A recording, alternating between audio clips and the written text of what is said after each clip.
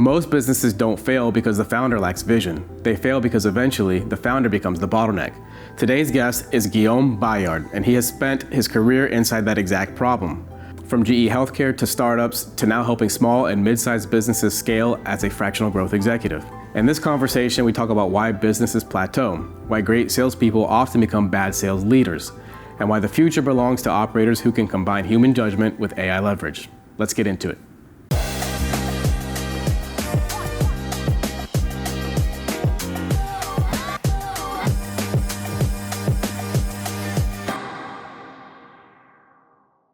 How about you? Where are you from originally? We can. This actually be good for camera. Are we rolling? We are. Yeah, awesome. Yeah. So where I'm from, so one of the few born and raised in Atlanta. Like, That's right. I remember you telling me that. You don't get that too often. So the story there is my father was born in New York, grew up in Miami. Yeah. And he had an uncle that owned a grocery store in Midtown, back, I guess, in the 70s, and he would come visit him in the summers. So when he graduated from college, he and my mom were dating at the time. My mom was living in Austin. My dad was in Iowa, which is a whole other story. Mm-hmm. And he said, you know what, I don't want to go back to Miami. I'm moving to to Atlanta. Mm-hmm. Do you want to come with me? So they moved to Atlanta in 85. And have been here ever since. That's awesome. So that's, born and raised, one of the few for sure. Excellent. Yeah. My wife's the same. She was born and raised here in Atlanta. Interesting. Once we got married, we moved away, but she's from here. Okay. And what about you? What's your... I was actually born in France. Okay. So Guillaume is a common name in France. That was one of my questions. I want to make sure that I got the pronunciation right. Guillaume. Okay. So the way I say it is the Guy part, and then Om. You can do Om two ways. Om. Okay. Or you can, if you're an engineer like I am, Ohm's law. Okay. V equals IR, Ohm's law, right? So Guillaume. And but it's Guillermo in Spanish. Mm-hmm. So that's a much more common name in the U.S., but it's William in French. Okay, so interesting. William or Bill. So very common name in France, but not so much in the U.S. And I've had it butchered so many different ways you can't even imagine. I'm sure. It's fun. It's a fun name to have in you. It's good. It stands out. It's double-edged sword. And I tell people, listen, call me G if you want to make it easier for you, especially here in the South. So try to make it simple. Absolutely. And so then from France to the States, how did that come about? So my father was essentially a CFO. Okay. And he came to the U.S. working for a French company up in Buffalo. Okay. So it was outside of Buffalo. It was a place called Jamestown, New York. Okay. Middle of nowhere. You wouldn't know about it. It was not too far from Niagara Falls. And he was coming over here for a couple of years as a stint in this French company. What happened is he went from Buffalo, and then we moved to New York, and he went to work for another French company called Newman, which is a French clothing company. And then he went to go work for Beneteau, which is a sailing company. If you know anything about sailing, no, I don't. Beneteau is one of the top. It's the top brand for sailing, and that was in Charlotte. So then we moved to Charlotte. And then they moved back to France when I was in high school. Okay. My junior year, they moved back to France. I stayed my senior year living with a foreign exchange family. I wasn't really a foreign exchange student at the time. I have no accent because I learned the language when I was young, right. A little before 10 years old. So, if you have any kids out there, whoever's listening, get your kids to learn English before they're 12. Yeah. When the mind's still developing, it's amazing. We didn't know a word of English, and we were fluent, I kid you not, in like 3 months. It's literally we have tapes of us learning French and English, and it was, it was 1, 2, 3, 4, and then all of a sudden it's gone. Yeah. So it's not an IQ test; it's more of an age test. So anyway, my parents moved back to France when I was a senior. I stayed. There's no way I was going to go back to France my senior year, go in a highly competitive academic scenario, take the test. Go to college in France. It would never worked. I had spent my entire high school and middle school in the U.S. So I stayed by myself. My brothers went back with my parents. There were 2 younger brothers, and my sister was at Duke. And then she ended up by doing pre-med there. So I was always an engineer by trade. I loved space. I went to space camp, space academy. I was just an engineering, math and science guy, and ended up by going to Georgia Tech in Atlanta. And I had never been in the state of Georgia. Wow. Until I drove in on the Greyhound, literally. Today I have a 17-year-old, a 19-year-old, and before college, we go around all the campuses and go check it out and make sure it's going to be a good fit.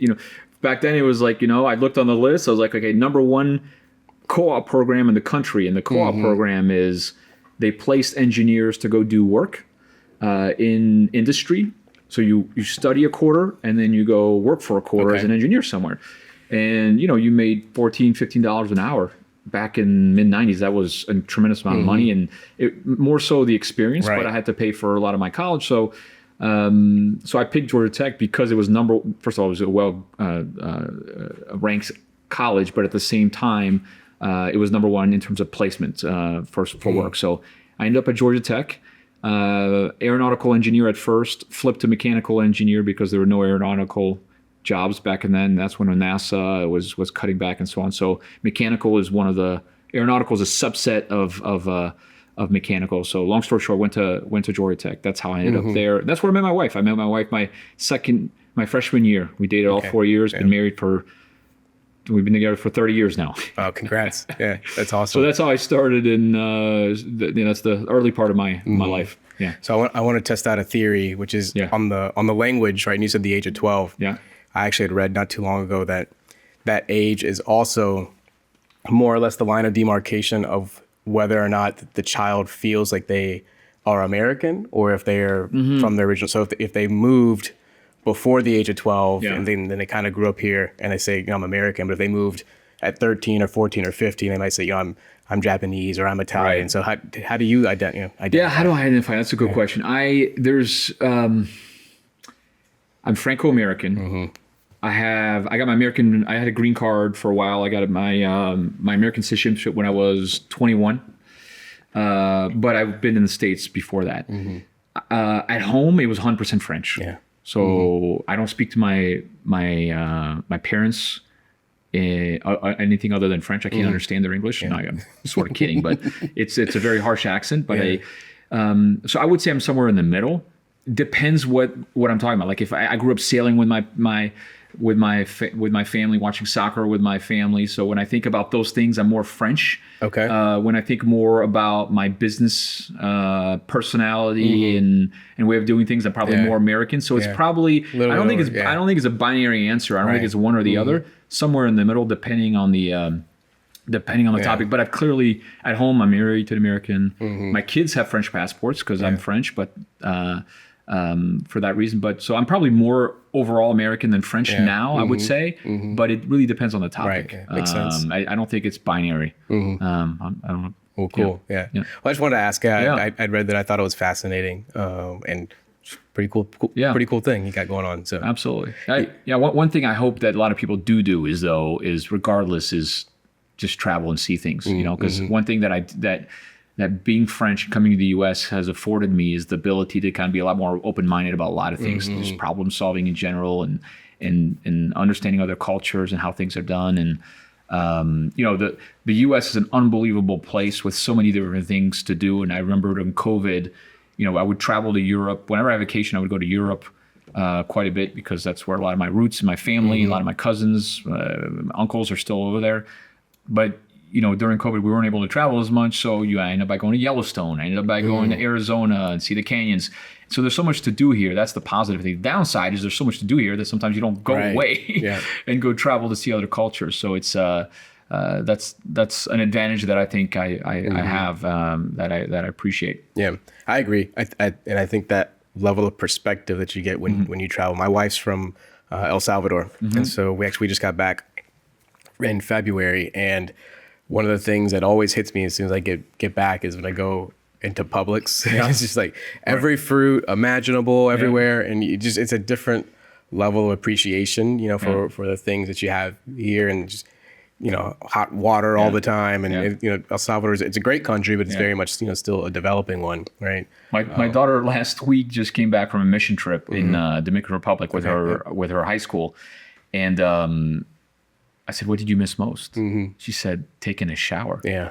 Because she was like, there was 15 of us, maybe 1.5 of us got a warm shower. Everything else was cold. and just access to water. Yeah. Mm-hmm. So, Yep, you know, and perspective. they went out in, you know, in kind of rural areas, Right. they were working with the school, building Mm-hmm. bunk beds and teaching English and to kids. Yeah. So, good experience to Very go cool. through when you're young. Yeah, You're right. for sure, for sure. One other, I guess, myth we can dispel right now is that Tech and Georgia grads can get along. I did go to University course. of Georgia. You went to Georgia? I did. Yeah. I did. Yeah. I did. Actually, I had a lot of friends that went to Tech, or Yeah. you know, growing up, and Yeah. that was actually my first experience. You know, football and campus wise was Yeah. going to some Georgia Tech games. Yeah, growing different up. experience in Georgia. Well, you know, I was 16, right? And actually, I was thinking about this as I was preparing for this episode because I knew that you went to Tech. Yeah. And I want to say it had to have been 2003, 2004 that Tech beat Auburn at home, and like the goalpost came down. And Was so, there. right? So I went on the field with my friend, and Yes, his that's awesome. brother was I in a was there too. fraternity. We were on the field together. tearing down the goalpost. We were on the and field, that's yeah, right. so that was I mean, I've never had an experience like that at Yeah. Georgia, so that was pretty cool. And that was the three. With the Hope Scholarship here in Georgia was Tech, UGA, and Georgia State were the three schools I applied to. So that's kind of what it came down to for me was Tech and Georgia. Yeah. But I was my senior year, went to a fraternity party with my friend. His brother was there, and I'll never forget. There was a few guys that were kind of, they knew my friend Danny was going to go to Tech. They're like, we're not asking him, but what do you want to do? And I was like, I don't know. They're like, do you want to be an engineer or do math? And I was like, I don't think so. They're like, don't come here. they're like, you don't want to come here. Go to Athens. Don't stay away. What fraternity were you going to? You remember? It was. But no, don't worry about man. it. I wasn't a fraternity there. It was. I mean, Georgia Tech. When I came to Tech, I had never been to a college football game. I don't think I just spent very little time watching college football, so that was a whole new experience to me, which is fun. But at one point during my career, I went to work at GE Healthcare, and it brought us to Columbus, Ohio. Okay. And my wife at the time went to Ohio State. Okay. To go get her MBA, so she had student tickets. Yeah. So I walked in just like Georgia, 100,000 people packed to the brim. It was an unbelievable experience. So there's a different, Big Ten SEC is different level of commitment to football. But absolutely. Yeah. So tell me a little bit at GE. What did you go to Columbus first because of your wife there? She went to school, and how did all that go together? when I at Georgia Tech, I was part of this co-op program, and it was really exciting because I got to work a company called Genzyme, a surgical. Okay. And I was able to design surgical instrumentation prototype for minimally invasive surgery, for cardiac surgery. And there's a center in France in Strasbourg, which is near Germany, which is the #1 surgical training site in the world. So while I was at Georgia Tech, I got to fly over to France to represent the engineering team because they needed a French-speaking engineer to help run the training programs. And while I was there, I ran into sales and marketing folks. And I was like, wow, this is kind of fun. They're talking to customers. They're in the suite. They're close to the action. I can always go back to do engineering, but I really want to go test out the sales and marketing side of this business. It kind of opened my eyes to that. So when I left Georgia Tech, I graduated from Georgia Tech. I interviewed with GE, General Electric, healthcare, and GE has a bunch of different divisions, for a commercial leadership program. So I got into the program. It was they actually hired exclusively engineers. Take about 5 people a year, and I was one of those people. I was fortunate. Kind of, luck has a lot to do with things in life, and kind of ran into that opportunity and got offered that job. And it was a commercial leadership program. So I was at GE. I started in a program for 18 months where they trained you on business, marketing, sales, shadowing business leaders. Got to meet Jack Welch on my first day at GE. If you know anything about Jack Welch, and Jeff Immelt, who was the CEO of GE, all GE. He was the CEO of GE Healthcare at the time. And then I went from that to a sales rep role, running a $30 million territory, to a region role, and then to an Americas role where I was responsible for the X-ray business for North and South America. Okay. So I went from Atlanta to Milwaukee, which actually Waukesha, which is outside of Milwaukee, to Chicago, to New York, and then in Columbus. So I ended up in Columbus as a sales rep for GE Healthcare, and I was responsible for $20-30 million of business, selling MRIs, CT scanners, and MRIs like $1.5 to $2 million. So big capital equipment sales with service, which is a huge part of that business. So I did that, and then from Columbus ended up back to here in Atlanta. Okay. So I'm back here in Atlanta, and that's where I've been since then. Right. So that's how I ended up at Columbus. And then from there towards, if you want to describe a little bit of what you're doing now, Yeah. and then bridge the gap from GE to what you're doing now. Actually, that'd be great. let me answer that a little differently. okay. So from GE Healthcare, love all what I learned at GE Healthcare was the science of sales. Okay. So there's this big misperception about sales, which is it's all about going to play golf or having cocktails or whatever. And there's an EQ side to sales, which is important. People buy from people they like, all things being equal. All things not being equal, people still buy from people they like. So there's an EQ side. You got to build trusting relationship. That's an important part. But there's a huge science side to sales, and that's what I learned at GE. And maybe that's why they hired. Well, actually, it's not. That's why they hire engineers. Is you're breaking down problems for customers, and you're developing solutions. But there's also a whole science side to how to develop the right sales engine. So that's what I learned at GE. At the end of my tenure at GE, I was getting there were some discussions on maybe going to China and do some other big roles. And a former CEO of GE Healthcare internally, because there's a lot of CEOs, there's one big CEO and there's CEOs of business units, left and went to go run a startup. And he needed an executive to run his sales and marketing at a startup. So I said, you know what, I'm going to hang up. This was in 2009, by the way. And you know what happened in 2009? Yep. Very familiar. Yep. The whole market kind of imploded. The banking market imploded. But so in 2009, I'd left GE Healthcare and go work for this startup. And my thought process was, I'm going to go get my MBA, worst case scenario, by working for this former CEO. It's going to be a hell of an experience.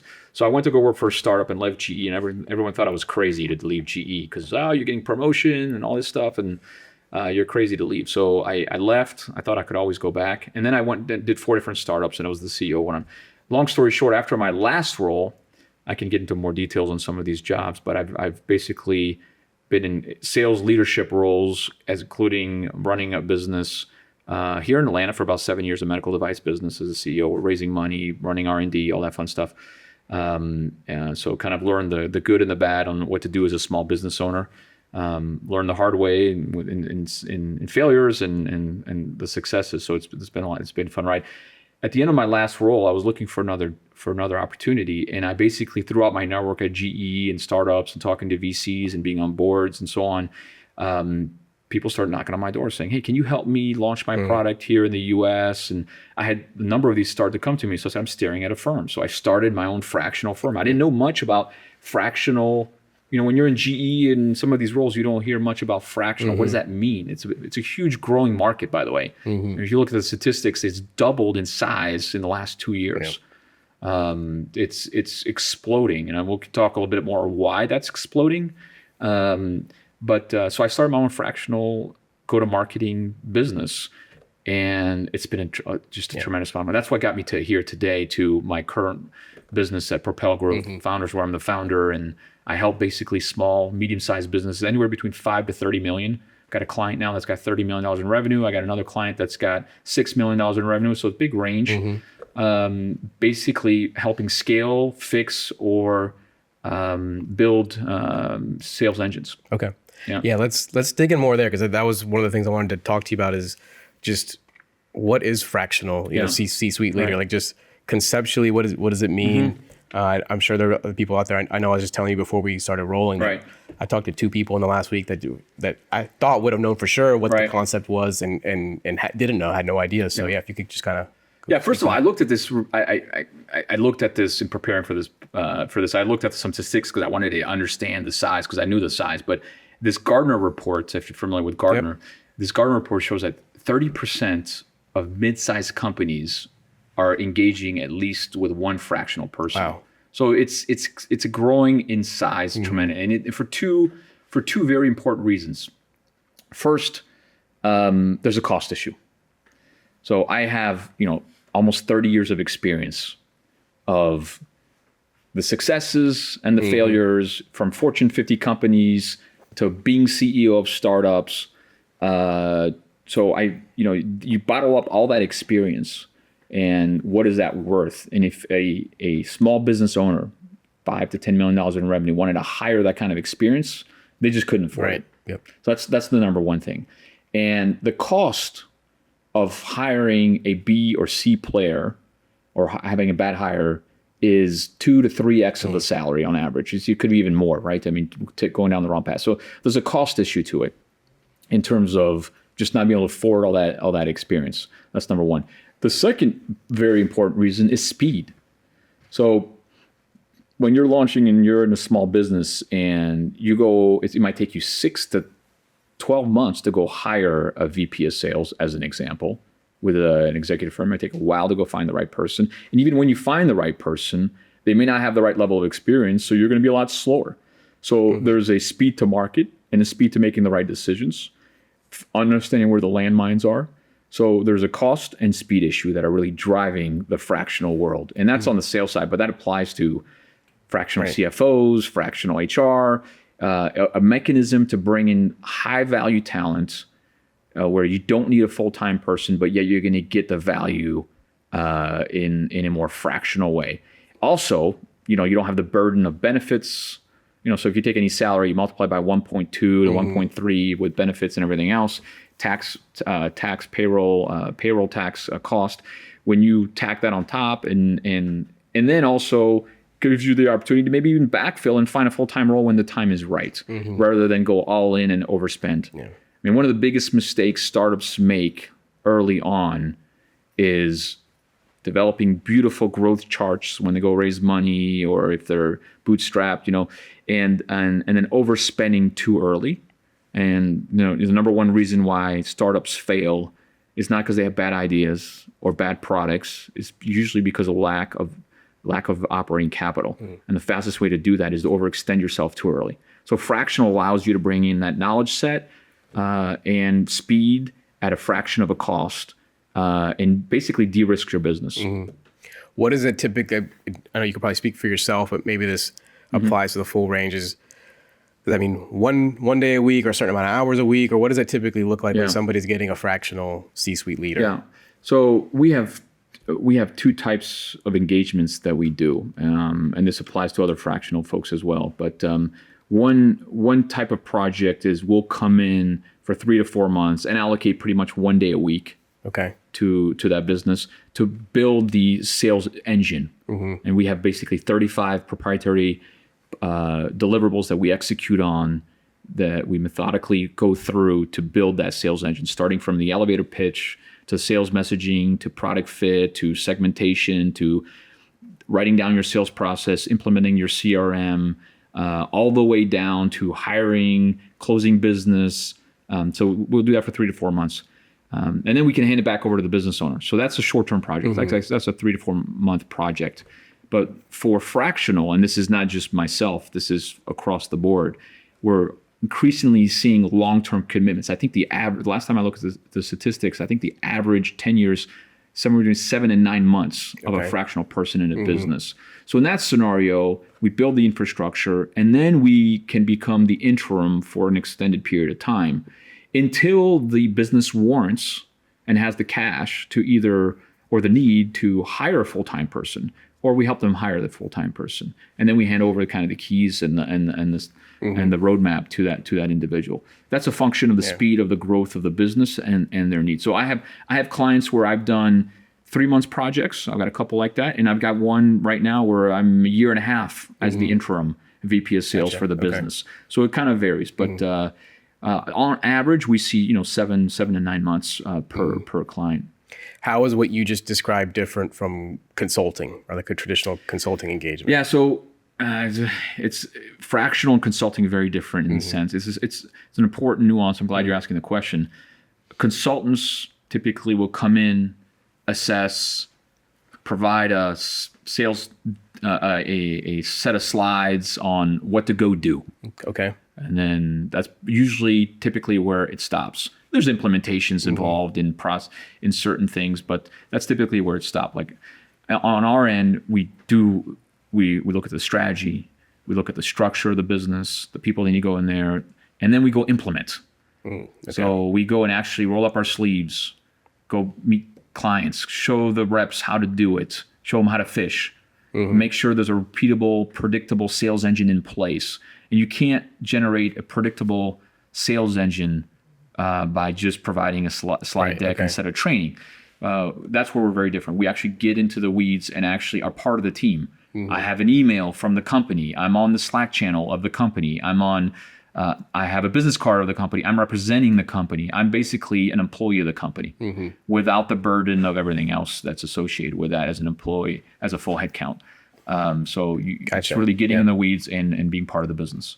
Do you find that your clients are typically local here in Atlanta, or they're all over? And I have 3 of my clients right now are in Europe. Okay. Wow. Okay. Yeah. Now I'm helping them with their U.S. business units. Right. One of them. So yes, there's local businesses, small business owners that are looking for more bandwidth. They're the VP of sales. They're the founder. They're looking to focus more on M&A. And they need some more bandwidth, and that's usually the triggers, which is funny. And then you get into the weeds and you're like, wait a minute, you got a big gap in your sales engine that's not scalable, which is probably why you are still the VP of sales. Right. So that's one set of clients, and that's local. But 3 of my clients are in Europe, and they're launching products. One of them is launching a product in the US, so we're building the entire infrastructure from the ground up. And helping hire the first salespeople, implementing the first distribution channels, closing the business. So that's actually the one that I'm a year and a half into. Okay. And it's on a great trajectory right now. In fact, we're closing our next round of funding, and we're going to be able to accelerate some of that those efforts.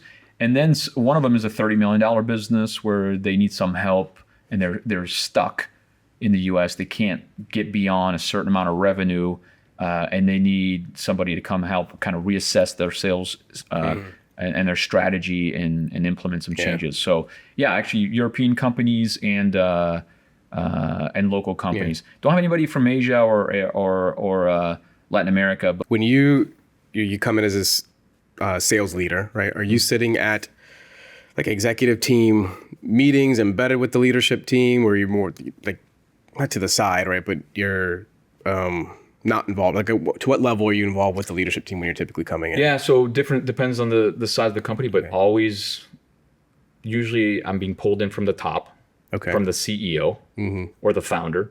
That's where I get pulled into. That if there isn't a need that's been that is being felt by the senior leadership, by the CEO or the founder, then there's no entry point in the business. Yeah. So I get pulled in at that level. So I'm with the executive team at that piece. But my immediate reaction is, once I get into the business, is get straight into the trenches. Because you don't learn anything about a business unless you're in the trenches, talking to customers, talking to the sales reps in the front line. So I go all the way from the C-suite all the way to the trenches. And that's a hugely important part of it. It's not one or the other. It's clearly it's across the entire, and all the product managers, everything in between. I try to touch as much of the business as I can, and I feel like that's the best way to get a full assessment. Yeah. And sometimes the idea, the thoughts, the ideas are already hidden somewhere under a rock within the organization. So synthesizing that is part of the solution. Now I bring ideas as well, but there's usually synthesizing what's happening is a big part of the equation. It sounds like being in the trenches is one of your favorite parts, based on this. It is, and that's how I was mentioning about it at Georgia Tech when I was, what got me excited about sales and marketing was being in front of customers and clients. I mean, when I look back at my entire career, there's no better thrill than solving a client's problems, putting a solution in front of them, them signing it, and then giving you cash for it. Right? It's like you're delivering value. It's the ultimate appreciation that you're solving solutions, and that's where it happens. It doesn't happen in the silver white tower, whatever the expression is, right? It happens in the trenches. That's where the work happens. So that's where the battles are won, in the trenches. Yeah, sounds like a World War I analogy, but that's not where I'm going with it. But that's the reality. There's something very gratifying work, right? Because you get to see that impact firsthand, as opposed. I mean, some people, imagine, get gratification being a few levels removed. But that's the ultimate way. I think ultimately you got to touch it all to be able to really be effective, at least in my approach. I mean, I'm not saying my approach is the only approach, but in my approach, certainly that's the way I look at it. What would you say are the most common problems that you walk into? Depends on the size of the business, but I would say I would say that one is lack of a clear strategy, or belief that they have a clear strategy and it's not really clear. Lack of clear strategy, that's one piece. And being disciplined in executing that strategy and not following the next shiny object in whatever business you're in. It's really easy as a founder or a small business to go, you've got a strategy. I know my product's going to fit into this market, and then get distracted by being pulled in other directions. And the ability to say no is one of the hardest things to do as a small business. But that's also the key to success, is being able to say no and prioritize what you need to do to get the job done and to execute on your strategy. And that's a very difficult discipline. And I think that's probably one of the biggest mistakes that is out there, is making sure not get fully distracted. Now you got to balance that, because at the same time, if you get distracted and you go down another bunny hole, you may find something very attractive down there, and that completely shifts your strategy. So it's not yes or no, but you have to be very careful on how you get distracted from executing on your strategy. That's the first thing.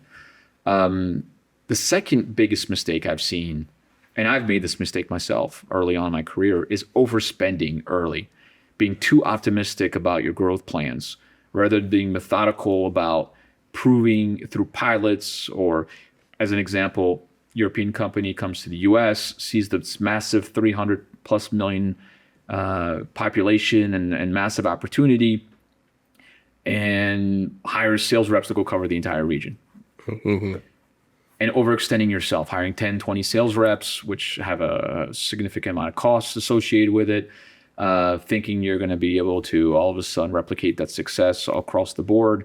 There's nuances in every region. It's not that simple. And then overextending your cash, rather than, okay, let's look where we're most likely to win, what region. Maybe it's the Southeast, where we are today, and starting there, proving your model, and then scaling. So overextending your cash burn too early is a huge mistake. And it's the reason why, the number one reason why startups fail is lack of operating capital, not bad idea or bad product. So overextending your cash and being disciplined in making sure you stay true to your prioritization of things that you need to get done to execute on your strategy. Those are the two big ones.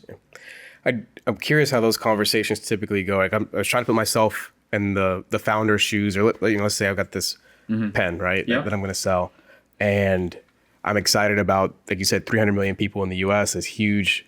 Target, like, is it target addressable market? Is that the term, addressable? Yeah. And so to have somebody telling me it's maybe not as big as you think, right, or that we need to shrink what that target is, I think would be a hard thing for me to hear as somebody who's very passionate about my product, right? So how does that typically, those conversations, or is it easier than I'm thinking? Yeah. So I mean, okay, let's use your analogy of your pen, right? So you got your pen, you've got this widget that you've created, and you can sell that pen in so many different markets in the U.S.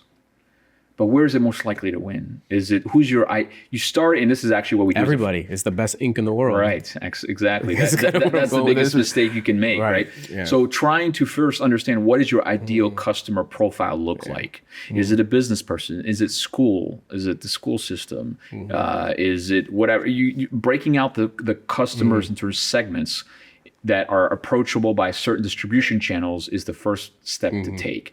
And then starting small and making sure that you deploy. If you try to do too much and you spread your resources across too far, you're more likely to lose than if you say, okay, listen, we're going to focus on this segment of that widget and deploy resources and prioritize that, because we're most likely to win there, because blue, your widget is blue, and blue is more likely to win in this segment. And so it's clear, so it allows you to see how much ink you have. And those, you look at your feature set, what value and benefits it creates, and then figure out where that best match, and then go prove it there, and then start to go wide. But if you try to do too much at the same time, that's how you burn through all your cash.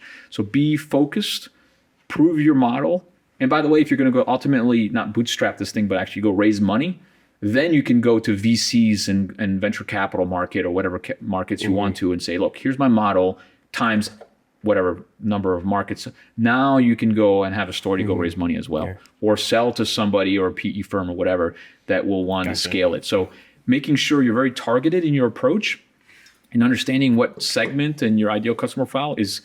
It's actually out of the 35 deliverables that we do at Propel Growth Partners, that's the first step.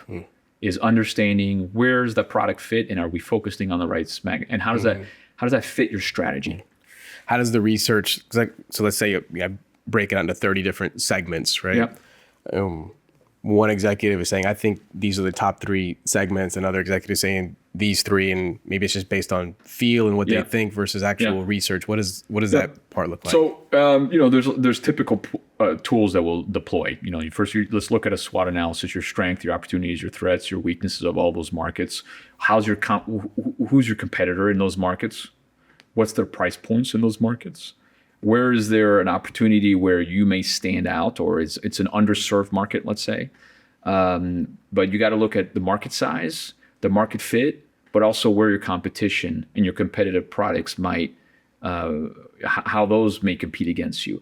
And then you got to look at it, part of a 5-quarter analysis that we all learn in MBA school. External threats. There's also things that are really interesting that you don't think of. So I'll give you an example. I have an AI, one of my current clients is an AI product in healthcare. And in this product, you would think, okay, if I can help a physician do their work more effectively with AI, then great. They'll be able to see more patients. And that's great for everybody. But it turns out when you do this analysis, you'll find, okay, well, there's also some headwinds there. So if all of a sudden there's some regulatory headwinds, or as a physician now, all of a sudden, if I can see more patients, I am actually increasing my liability of being sued because now I have increased number of patients, then those are sort of external forces you have to take into account when you look at market fit. It's not always just your competition and market size, but you got to look at all these other factors that may be hidden that you may not be aware of to help you determine which one. So you put all that down, and then rather than it just being about gut, now ultimately it's gut plus science makes the right decision.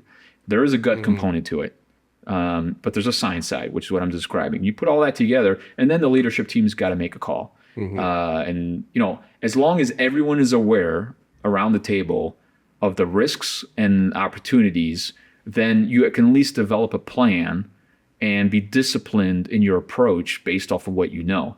But it can't be, just feels good. No, it has to, you have to add that component to your decision making to make sure that you're making the highest probable success decision. Yeah. Is crisis consulting a part of what you do? And so what I mean by that is I was just envisioning you come up with this plan, and then 6 months down the road, some other external force comes in that maybe not completely blows up the strategy that you put in place, but changes it significantly. And then what do you do, I guess, to help get through those types of situations?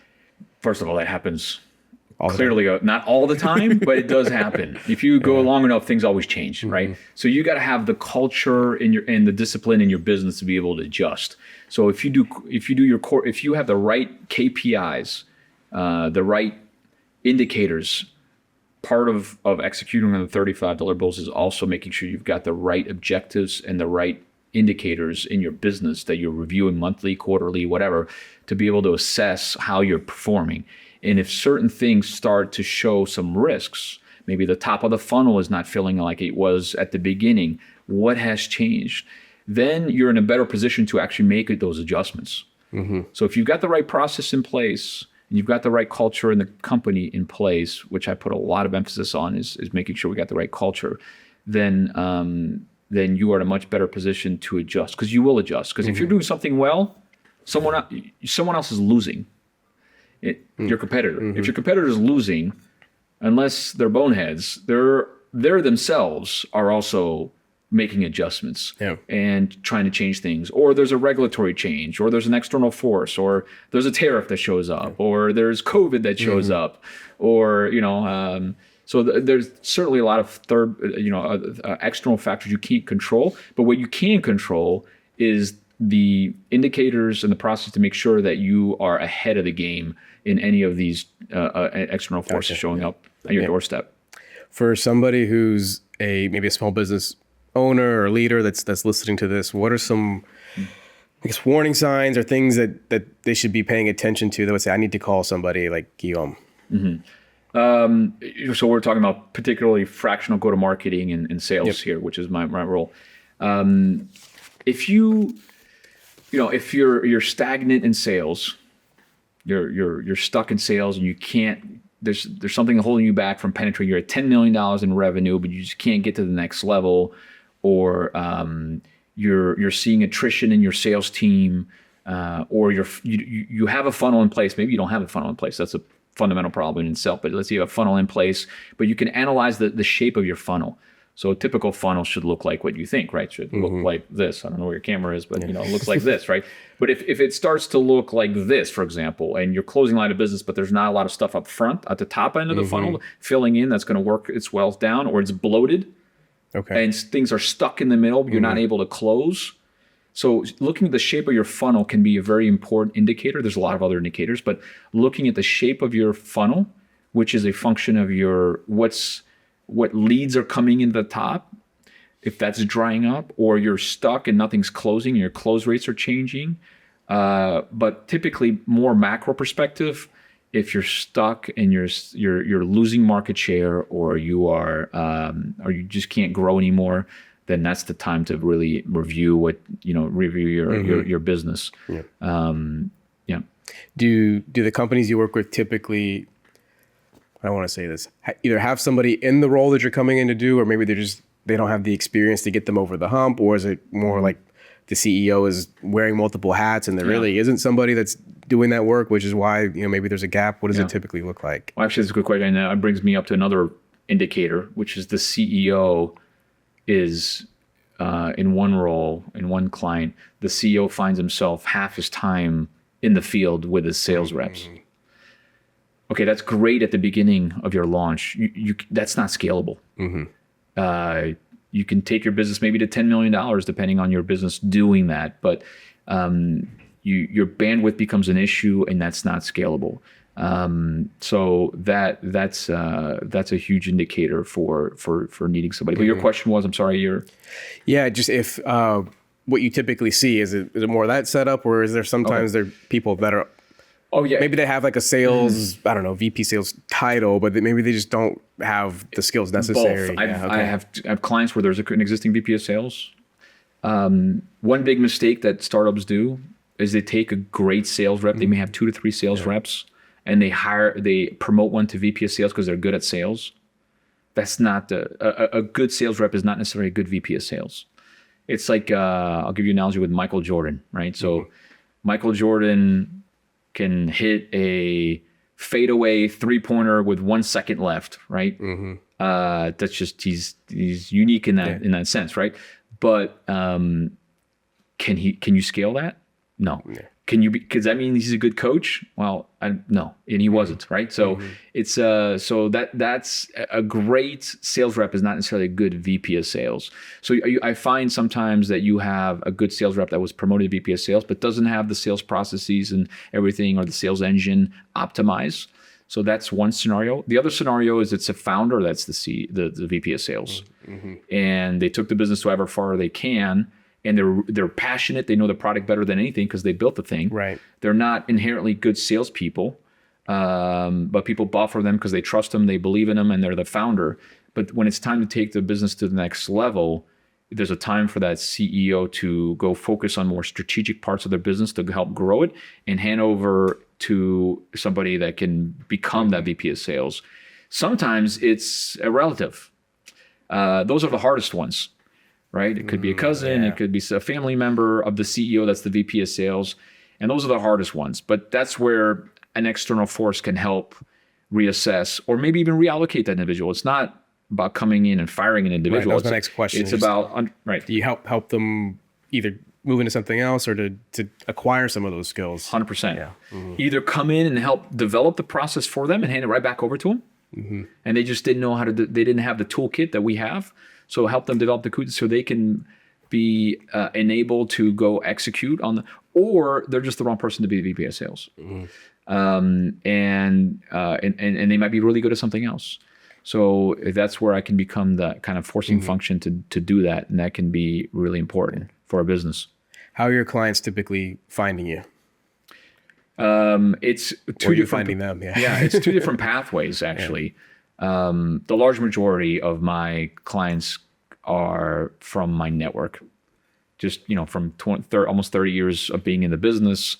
In my world, I know a lot of people on boards and CEOs of existing companies. So that's one natural pathway. And then you start to execute and deliver value. It tends to be heard. Oh, I've got a problem. One CEO is talking to another CEO. I've got a problem. Hey, you know what? You should call Guillaume. He helped me with this. So that's the number one referral pattern. Gotcha. The other referral pattern is working with fellow fractional consultants that help other clients. So a fractional CFO who's sitting down with the CEO is the first one when he looks at the P&L and the balance sheet to say, oh my gosh, your cost of sales is out of control. It's increasing as a function at a higher rate than your revenue. You've got a problem here. Let's go find some help, right? So existing fractional folks or existing HR or marketing consultants, I certainly get leads that way as well. So I have what's called basically a referral wheel, where I have marketing folks, HR folks, finance folks, accounting folks, legal folks that I network with. And the reason I do that is for twofold. A, they can give me referrals, but almost more importantly, I was talking about these European companies. I've got one company where we're trying to bring in some headcount from Europe over to the US. I need the help from a legal immigration lawyer. That's part of my referral wheel. So it's also an incredible resource for me. And what I bring to the table to my clients is access to resources and other resources that are nimble and of high value because I've vetted them, because I know them. Right. That I can bring together. And by the way, providers is a big part of that. Helps me get access to an unbelievable referral wheel. So I've gotten referrals that way, and I've gotten access to clients resources that I can deploy for my clients, which has been very helpful. Yeah. That's pretty cool. I'm imagining that it might be pretty difficult for a CEO or owner to admit or say that I need help with something, but now just maybe one fractional person gets in the door, and then after that it kind of opens up the floodgates and makes it much easier to admit or to say, yeah, I do need help in this area. 100%. And the CEO also loves the idea of at that stage, they've seen the value of a fractional effort or a consultant. Doesn't have to be just fractional. Put those in the same bucket, fractional or consultant.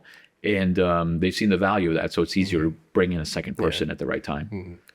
For somebody that is listening to this and might be thinking, man, this sounds great. Maybe I've got, years of experience and I'd like to get into doing, fractional, whether it's sales or CFO or CEO. What could you say to that person? How do you go about doing something like that or getting into this line of work? I think, and I've actually had some of those conversations with some folks that are interested in doing that. My first level advice with them is to make sure that they are in a position to give them some time to build their funnel of clients. I was fortunate where the reason I got into this is because I had people calling me. So that, again, luck has a lot to do with it. Because someone had a problem. I can't create that problem. They had a problem and they called me. So that's what triggered me to pull into this. So I came in with kind of clients already in my bag. A little bit of luck involved in that from a timing perspective. But some people that jump into this where they don't have any clients and they have to build out and go find a business, you need to give yourself time to build up your reputation, to build that referral wheel, and so on. So you need to build 6+ months and making sure that your expectations are right. If not, if your expectation is you're going to close business in 3 months and start working and have enough, cash to support whatever lifestyle you need to support in a short period of time, then that's a recipe for disaster. So you got to make sure that you've got the right expectations in the right situation to make sure to give yourself time to build up that model, or else it's probably going to be a tough road. And if you give yourself enough time and you do it the right way, and you have to balance pushing yourself out there more than getting the pull. Pushing on a rope is a lot harder than being pulled, right? So, so you got to give yourself the right runway to do it. Yeah, you find most people keep their W-2 and then they're starting to add clients first before quitting. Would you say it's the typical path for people that are doing the fractional work? I think probably, I don't have, this is just my gut because I don't have the statistics on this, but I think some people get into this business for the wrong reasons. Maybe they got let go, maybe they're later on in their career and or whatnot, and it's kind of like, I'm just going to do this on the side until I retire or as a stopgap or something like that. You got to do it for the right reasons. You got to do it. That's not the right approach, but I've seen that model. That model doesn't work, in my opinion. And I think people can sniff that out in about 2 seconds. You got to be able to make sure that you've got something unique you can deliver to the market. And understand, back to what what we were talking about earlier about running a business, it's the same thing. Making sure you've got the right segments and the right value proposition that is going to be available, and then that you can be able to deliver, and then give yourself the right runway. So I think probably my guess is that most people actually do it as a reactive mode. Some people do it in proactive mode, and I've seen that as well, and I think that's a lot more effective. And then I've not seen too many scenarios where someone's got a W-2 and they're doing that. But if they got a W-2 and they're starting to have conversations, and then they pull into that makes a lot of sense, and they get pulled into the fractional world. Interesting. That's probably the most effective way to do it. As a small business owner, right, which you are, is there any, I guess, maybe problem that you're currently facing, maybe something that's a little bit unique about the fractional work versus, what, I don't know, somebody who owns a plumbing or a painting company might be facing? Yeah, to me, the hardest part right now is that this year's starting off great. I'm fully booked right now. So my challenge is making sure that I'm allocating the right amount of time to each client, and I'm able to separate clients and not have the world overlap too much, because then I start to decrease my efficiency.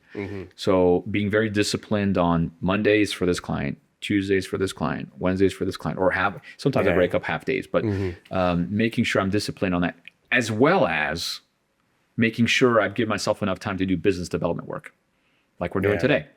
So this takes time out of my ability to go to go execute on what I need to do now. But you got to constantly it's like brushing your teeth. You got to constantly be filling the top of the funnel. So the challenge is you got to manage multiple clients delivering value, which is what puts bread on the table, while you're also, so that's a challenge in itself, while also filling the top of the funnel. I'm using AI like crazy to help me with this. And I'm talk about luck. I mean, I do believe luck is a huge part of life and just in general of circumstances we're born into and so on. But the fact I have AI, we all have AI. Right. The fact I have AI as my disposable now, it makes me so much more efficient and able to manage and navigate all that, because I use AI tools all over the place to help me become more efficient in everything that I do and managing my time. I can't imagine doing this 10 years ago. I mean, 5 years ago when AI wasn't what it is today. So that's been awesome for me. So I'm fortunate that I'm doing this now in this world. What's your favorite AI tool and use case? First favorite AI tool and use case. I've got several. I use an AI note taker like crazy. Okay. Yeah. On every single one of my calls, meetings, I'm doing AI note takers. Now I read it after I delete stuff, but AI note taker is one of my favorite ones. Probably now I use Gemini. Okay. And the reason I use Gemini is because I'm on the Google Workspace. So Gemini allows me to create my own business work, my Propel Growth workspace. It has access to my email. It has access to my calendar. It has access to my Google Drive where all my documents are. So when I'm asking a question or looking for help, it's accessing data that is available. So my Gemini Google Workspace is awesome. And within that, there's a Notebook LM, which is part of Gemini, which is probably my favorite, my second favorite, where I can put in notes I've taken from my AI note taker, slides that I've got from the client, notes that I've taken myself, Excel spreadsheets, put it all, upload it into my Gemini workspace and ask it for a synthesis on everything, and then it'll do it all for me. Now I got to go in, something that might take 8 hours might take me an hour and a half to 2 hours now instead. I still need to go and do a lot of work, but it's cutting my time tremendously. That's on the execution side. On the management of my time side, it also is super efficient in helping synthesize different calendars and meeting invites and things like that. So AI, I look to deploy AI wherever I can. Total game changer. Yep. Super fortunate to have that now. Now, it's going to constantly evolve. We'll see where it goes, but it's a game changer in execution. And that's not just for me. That's part of our 35 deliverables we execute on. There's an AI deliverable, which is how do you leverage as a sales rep an AI? What prompts before you walk into an account do you need to have and know how to write? Because AI is not as simple as just plugging something and learning. And that's what I fear with my kids. It's like they think that's all the answers, but you gotta know how to use AI and how to leverage it and how to ask its question. It's like the downside with AI for me is that it's always looking to please you. Yep.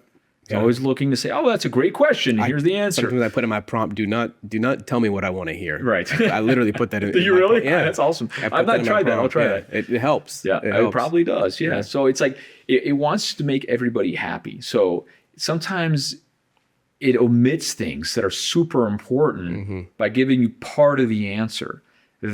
So understanding what the right prompts is for a sales team is super important so that they can better understand who are they going to be sitting across? What are their challenges? What's their career path? What's the business's challenge? You can answer a lot of those questions before you even walk in to see a client, see a customer. So how to leverage AI for a sales rep is super important. If you're not doing it, assume your competition is, and you're behind the eight ball. So you gotta, if you don't embrace it, I don't care if it's good, bad, or ugly, or whatever you think it's going to become Terminator. It doesn't matter. In the short term, if you don't leverage it, you're going to go extinct before everybody else. Well, cool. Well, I know we're getting close to wrapping up. Was there anything else you want to make sure that we covered before we? No, this has been super fun. I feel like I could go for another hour. Yeah, absolutely. No, talking about it, especially the AI stuff. But I appreciate you you coming in and looking forward to putting this episode out there. Yeah, thanks for the invite. Awesome, man. Thank you. It was a pleasure. All right. Thank you.